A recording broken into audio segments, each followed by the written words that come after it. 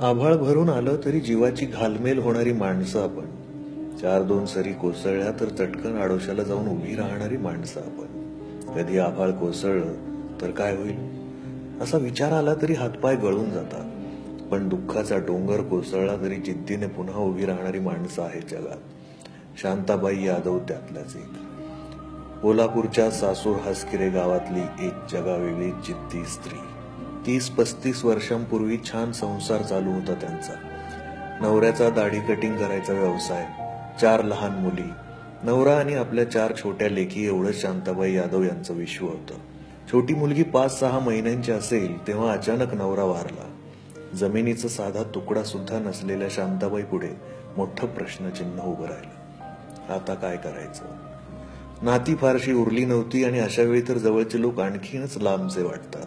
शेती नाही, मजुरी करावी तर त्यात भागणार नाही, करायचं काय?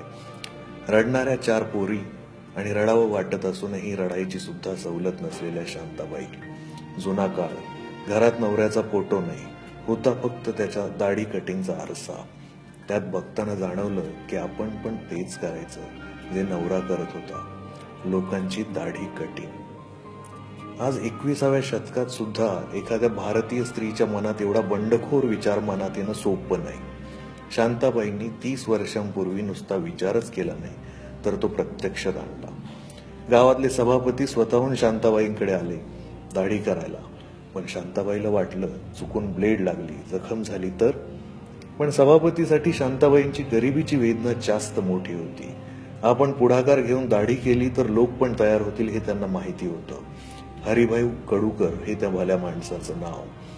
त्यांच्यामुळे शांताबाई यादव यांचा हा आगळा वेगळा जगण्याचा मार्ग सुरू झाला.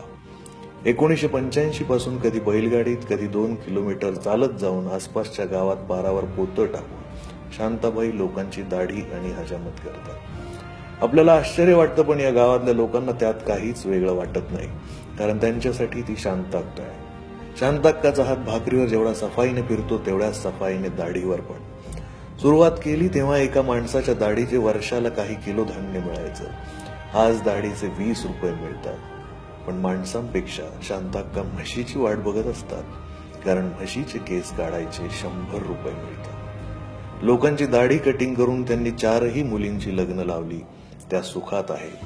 शांताबाई आता एकट्याच असतात घरी. आजही कुणापुढे हात पसरत नाहीत, दाढी कटिंग करत असतात, स्वतः स्वयंपाक करत असतात, भांडी घासतात.